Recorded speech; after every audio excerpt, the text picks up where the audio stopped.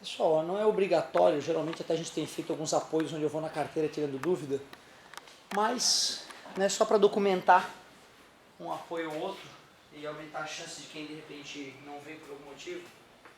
Página 5 da Física 7A, vamos fazer a questão 19, 17.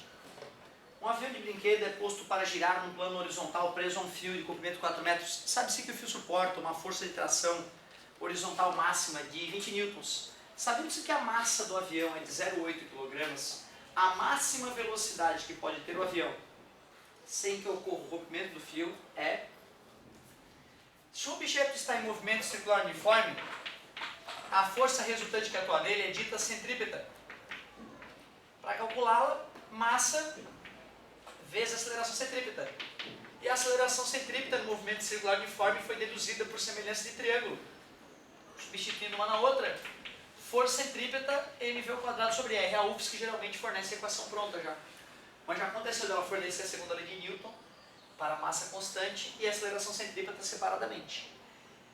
Como eu conheço a massa do avião, o raio da curva, que é o próprio tamanho do barbante, e sei qual é a força máxima que esse barbante pode fazer, eu posso substituir tudo na fórmula e descobrir a velocidade que esse aviãozinho pode ter. Então a força que vai atuar no barbante, a força máxima é 20, é o que o barbante pode suportar. A massa do aviãozinho é 0,8 kg, a velocidade do aviãozinho eu quero descobrir, e o raio da curva que o aviãozinho faz é o próprio tamanho do barbante. O menino segura o barbante aqui, o aviãozinho está ali, quando faz a curva, o raio da curva é o próprio tamanho do barbante, que o enunciado falava que era 4 metros. Está dividindo, passa multiplicando, está multiplicando, passa dividindo. 80 dividido por 0,8 é 800 dividido por 8, que é 100. V² igual a 100, V é igual a raiz de 100, V é igual a 10 metros por segundo.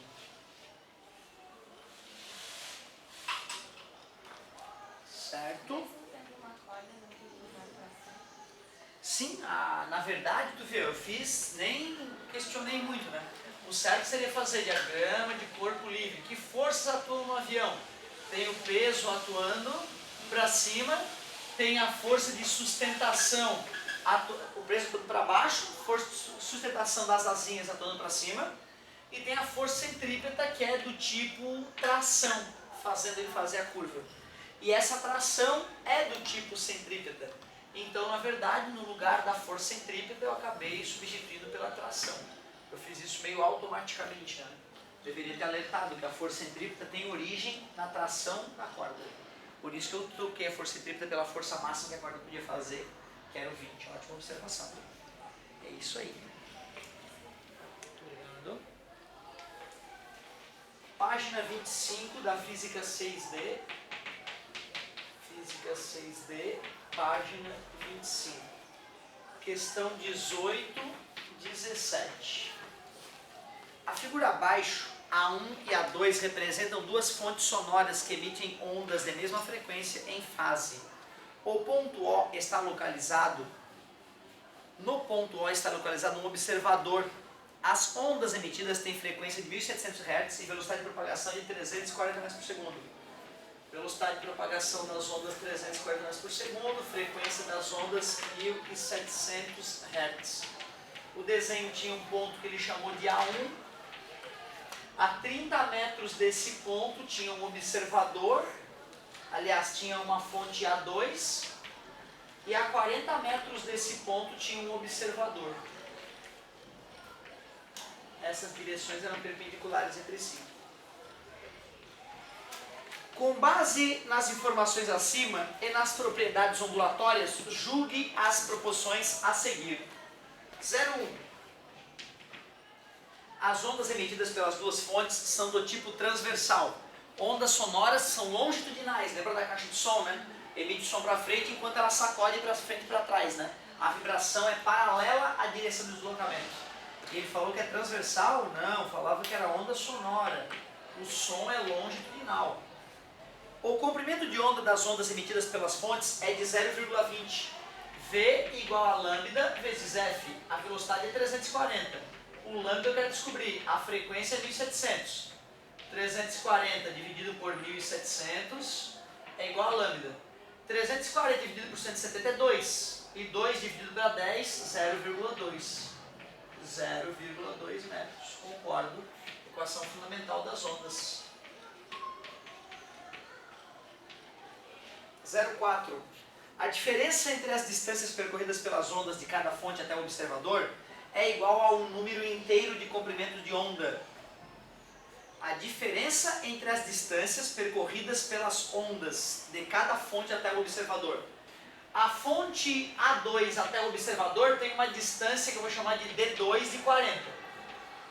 A distância da fonte A1 até o observador faria um triângulo retângulo que daria 50. A distância então da fonte 1 até o observador é 50. Qual é a diferença entre essas distâncias? D1 menos D2 dá 10. 10 metros é um número inteiro de comprimento de ondas. Cada comprimento de onda é 0,2. 10 dividido por 0,2 dá 100 dividido por 2, que é 50 comprimentos de onda inteiros. Então vamos ver a diferença entre as distâncias percorridas pelas ondas de cada fonte até o observador. Uma das ondas percorreu 50, a outra percorreu 40. A diferença foi 10. É igual a um número inteiro de comprimentos de onda. Sim, são 50 lambdas.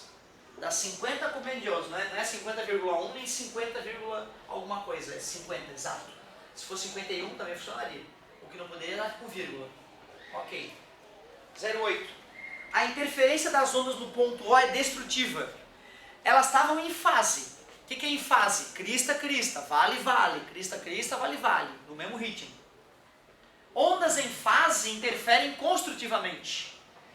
E já que elas percorreram, já que a diferença entre as distâncias é um número inteiro de lambdas, elas não se defasaram, elas continuaram em fase. Se aquele valor tivesse dado 50,5, 41,5, se tivesse dado meio comprimento de onda, aí sim, quando uma onda percorre um lambda inteiro e outra percorre meio comprimento de onda, elas vão deixar de estar em fase, vão passar a estar em defasagem. Então eu sei que, como a diferença entre os percursos deu um número inteiro de comprimentos de onda, a interferência é construtiva. Na aula a gente escreveu assim, ó, delta x é igual a n lambda sobre 2. Se n é par, construtivo. Se o n é ímpar, destrutivo. A questão fez a gente fazer intuitivamente isso, sem precisar usar aquela técnica. Certo? Mas se a gente fosse usar a técnica, o delta x é o nosso 10, o n nós queremos descobrir, e o lambda era 0,2, que dividido por 2 dava 0,1, aí n deu 100. 100 é um número par. Por que 100 não 50? Porque era 100 meios comprimento de onda. Se fosse 101, era mesmo que dá 50,5 na outra conta, né? Tem 50 comprimentos de onda e meio, ou 101 meios comprimento de onda, certo? Então delicada essa passagemzinha, tem que lembrar bem detalhadamente disso, né? A interferência é construtiva, já que a diferença entre os percursos deu um número inteiro de comprimentos de onda. Destrutiva, eu não disse destrutiva, construtiva, porra, em fase. Frentes de onda emitidas por qualquer uma das fontes levarão menos de 0,1 segundo para atingir o observador. Velocidade é distância sobre tempo. Tempo é distância sobre velocidade. Tempo é a distância de uma delas é 50 e a velocidade é 340. 5 dividido por 34. 5 dividido por 34. 0, vai 0. 1 dá 34, sobra 16, abaixo 0, 3, demorou 0,13 segundos. Frentes de onda emitidas por qualquer uma das fontes levarão menos de 0,1 segundo para atingir o observador, não. A da fonte A1 vai levar mais que isso. 32. O fenômeno da interferência entre as duas ondas é uma consequência do princípio da superposição. Interferir é isso, é quando as duas ondas estão uma sobre a outra. Aí crista com crista dá uma crista maior ainda, vale com vale dá um vale maior ainda, e crista com vale, interferência destrutiva. Então é isso aí. É o princípio da superposição. Quando duas ondas se sobrepõem, as amplitudes delas serão somadas naquele ponto de superposição. Tudo bem, aceito. Ficamos com 38.